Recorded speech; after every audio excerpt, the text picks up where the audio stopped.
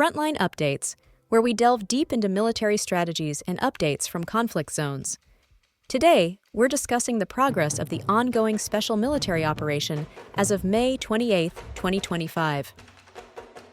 I'm your host, Sharifa Mohammed, MGT. I'm Colonel AUC Oguntoye, an infantry officer. Russian operational tactical aviation and artillery struck 144 strategic rear area targets, including UAV production facilities, drone launch sites, and naval drone staging areas. Concurrently, Russian air defense systems intercepted 6 U.S.-made dams and an unprecedented 339 Ukrainian UAVs, including 296 operating outside the designated conflict zone. This reflects an intensifying contest in the information and drone warfare domain, particularly as Ukraine pushes ISR efforts deeper into Russian-controlled airspace. Welcome to Frontline Updates, the podcast that brings you in-depth insights into military operations from those leading them on the ground. Today, we're joined by Colonel AUC Oguntoye, an infantry officer monitoring critical missions on the progress of the special military operation as of today. Colonel Oguntoye, thank you for being with us. Thank you. It's good to be here. Let's begin in the north. Sumy Oblast saw the liberation of Konstantinovka. What's the operational significance of that gain? Konstantinovka is a key nodal point in the region. Its liberation marks a significant advance for the North Group of forces, not just because of the territory taken, but due to its logistical and operational value. It's positioned within a belt of settlements that the Ukrainian command has relied on for forward deployment, equipment dispersal, and rotating territorial defense units. Our forces engaged multiple formations simultaneously, 3 mechanized brigades, 2 airborne assault brigades, and several territorial units. This wasn't just a frontal attack. We used combined arms tactics, with artillery softening, UAV surveillance guiding targeting, and infantry pushing into critical defensive gaps. The result was over 200 Ukrainian casualties and the destruction of multiple high-value assets, including counter-battery radars and EW stations. This operation further destabilizes the Ukrainian defensive grid in the northern theater, setting the stage for broader maneuver options. And in Kharkiv, there have been multiple strikes and reported gains. Can you explain what's happening there? Yes, the Kharkiv direction remains one of our most active flanks. The West Group of forces is pressing on multiple vectors, both toward Kupiansk and toward the eastern outskirts near Kirovsk. Our objective is twofold: to collapse the logistics flow feeding Ukrainian formations along the eastern axis, and to draw their reserves into overstretched countermaneuver engagements. In this area, we engaged 3 Ukrainian brigades and wiped out significant personnel and material. Importantly, we destroyed 5 ammunition depots in the rear, as well as an EW station, further reducing their ability to coordinate fires. The gains here are strategic. We're not just advancing linearly, we're compressing their ability to fight as a networked force.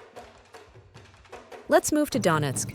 Staraya Nikolaevka was liberated recently, and now we hear Zelenoye Pole has been taken in the east. What's the current picture across Donetsk? Donetsk is currently the epicenter of operational transformation. In the southern corridor, our southern group is operating with precision, targeting Ukrainian mechanized and National Guard brigades across settlements like Seversk, Shevchenko, and Alexandro-Sholtino. Even when territorial gains are incremental, the operational gains are substantial. Supply depots, EW nodes, and radar systems are being systematically eliminated. And what is the significance? The liberation of Zelenoye Pole by the East Group was a major success. That position had served as a fire support base and a fallback node for Ukrainian forces operating in Donetsk and Zaporizhia. After softening the position with long-range fires and UAV-guided strikes, we moved in to seize it. Ukrainian losses included over 160 personnel, armor, and a key ammunition depot. Our actions across Donetsk are about simultaneously attriting frontline forces and collapsing their ability to support those fronts logistically. The center group reportedly inflicted the highest losses of the day, over 440 personnel. What explains the scale of that action? That's correct. What we're seeing in the center is the result of multi-domain operational convergence. The center group targeted no fewer than 10 Ukrainian brigades, including mechanized, Marine, Ranger, and National Guard elements operating in the deep zone of the Donetsk People's Republic, areas like Grodovka, Petrovskoye, and Novosibirsk. These aren't haphazard engagements. We're using deep ISR, EW suppression, and artillery integration to isolate and overwhelm mobile Ukrainian formations. The destruction of Ukrainian infantry fighting vehicles, Cossack APCs, and supply transport further undermines their capacity for counterattack. It was a textbook example of saturation and exploitation. Turning to the south, what's the status in the Dnepr front, especially around Zaporizhia and Kherson? The Dnieper Group continues to apply pressure in depth. We engaged coastal defense, mountain assault, and territorial units near Molotokmachka, Kamenskoye, and Osokhorovka. The aim here is to disable rear area readiness, depot destruction, convoy interdiction, and cutting off bridging capabilities near the Dnipro River. While total personnel losses here were lower, around 60, our focus was highly targeted. We eliminated 2 EW stations, 3 supply depots, and a US-made HMMWV, reinforcing the notion that even in sectors without large-scale maneuver, we are conducting effective infrastructure and capability degradation. Colonel, we've also seen a sharp increase in drone intercepts, especially outside the declared combat zone. What are the implications? Yes, we shot down 339 Ukrainian UAVs, with nearly 300 operating outside the primary zone of military operation.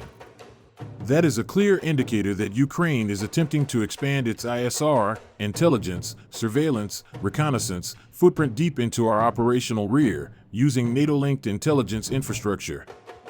Our air defense network is adapting quickly. We've integrated radar EW fusion systems to detect, jam, and destroy UAVs before they can collect targeting data. This contest over aerial visibility is now central to the war effort.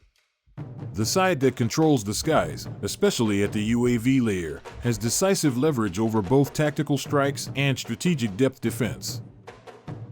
Colonel Oguntoye, final question. What do today's operations tell us about the evolving doctrine from your point of view? We are moving deeper into a comprehensive degradation doctrine. It's no longer about just holding ground or gaining tactical momentum, it's about destroying the enemy's ability to operate as a cohesive system. That means targeting everything: frontline units, support logistics, EW and radar, UAV production sites, and political command centers where appropriate. What's critical is that we now pair attrition with maneuver and rear disruption with ISR denial. The battlefield is no longer linear, it is layered, contested, and increasingly data-driven. And that's exactly where we're gaining advantage. Colonel, thank you for providing such a detailed briefing on the current military situation. Your insights are invaluable to our understanding of the conflict's dynamics. And thank you to our listeners for tuning in. Join us next time as we continue to provide up-to-date coverage on global military affairs. Stay with us for more updates and expert analyses on global defense and security issues. Stay informed, stay secure. Thank you for the opportunity. Today, Sudan is experiencing a severe health crisis fueled by the ongoing war that has devastated vital infrastructure. The conflict in Sudan has resulted in thousands of African civilian deaths and is affecting the disputed region of Abyei, with a renewed arms embargo on South Sudan. In the Democratic Republic of Congo, the African Union has accused the M23 rebels of possible war crimes, and former President Joseph Kabila visited rebel-held Goma for talks. This has been Frontline Updates. Stay tuned for continuing analysis and expert commentary as developments unfold.